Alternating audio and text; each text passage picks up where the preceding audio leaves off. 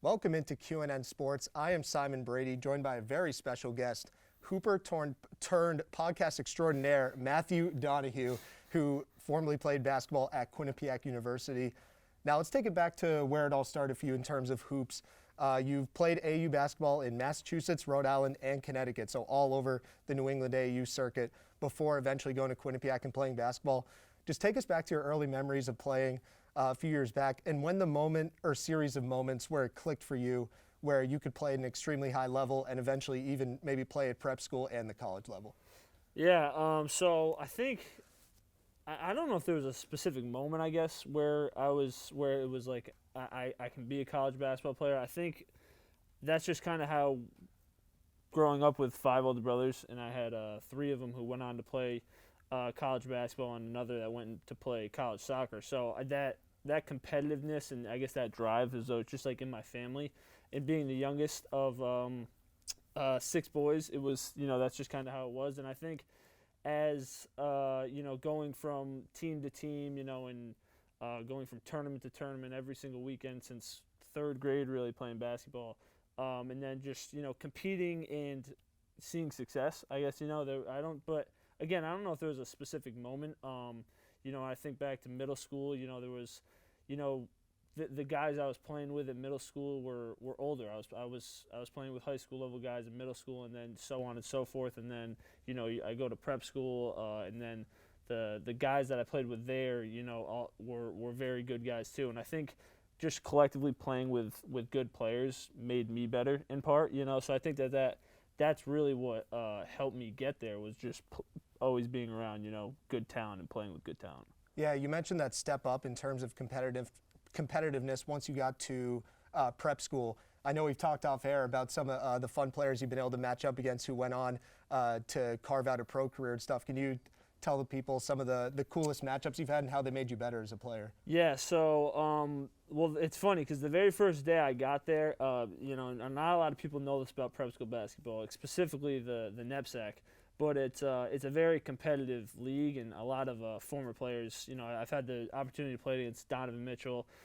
He's probably the highest profile name. And then personally playing with at Northfield Mount Herman, got to play with Kellen Grady. I got to play with who's at Kentucky now, or Nate Lazuski, who was at Notre Dame. Thomas Murphy, who was at Northeastern, and then Vermont. And the list just goes on and on. But I think one of the top moments was when I got to play in an open run with Andrew Platek, who graduated the same year as me. He went on to play at North Carolina, and we were both shooters. And we got into in the middle of the game, we got into a little friendly wager of $5 shot for shot on each other. And I ended up winning that, and he never actually paid me for that. So, Andrew, if you're listening, you still owe me the $20 from that game. But that was probably when I look back at my time.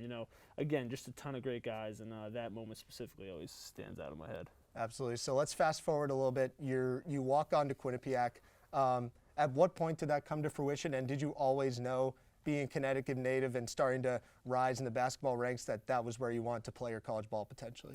Yeah, so really the first time I ever was reached out to by Quinnipiac was before I even got to prep school. So I played 3 years of public high school basketball before playing my last two at prep school. And I think early in my freshman year, Coach Moore, who was the former coach here at Quinnipiac, came to one of my games. And at the time, I was playing with my older brother, and I don't think he was really recruiting me that much. But I had a okay game as a freshman, and after the game, he talked to my brother and myself, and that was really the first time I came in contact with Quinnipiac.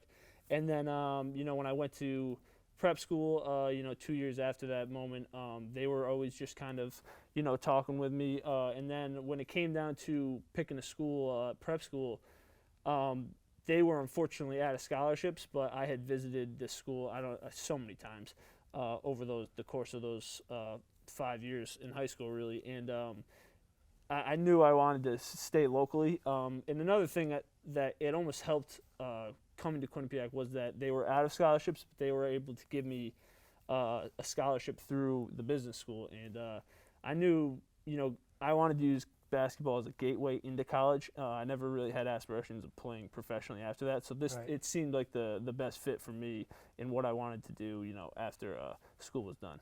Yeah, that makes sense. So you get there in 2017 as a walk-on, you're given a scholarship, and you appear in your first game in 2018, January of 2018 against Rider, I believe. Talk about just the emotions of that experience and what that meant to you. I haven't played for so many years and finally reaching that pinnacle of college basketball, I guess. Yeah, so it's actually really funny. That game against Rider, I played against Keelan Ives, who is a former guy that my older brother Jackson used to play with in AAU and when we were in Rhode Island. So I knew Keelan really well, and checking into the game for the first time and having him be the guy that I guard and he defends me really just made the whole thing come full circle, because my first AAU team I ever played for was in Rhode Island, and Keelan was one of the first guys I've ever met. So that experience was really cool.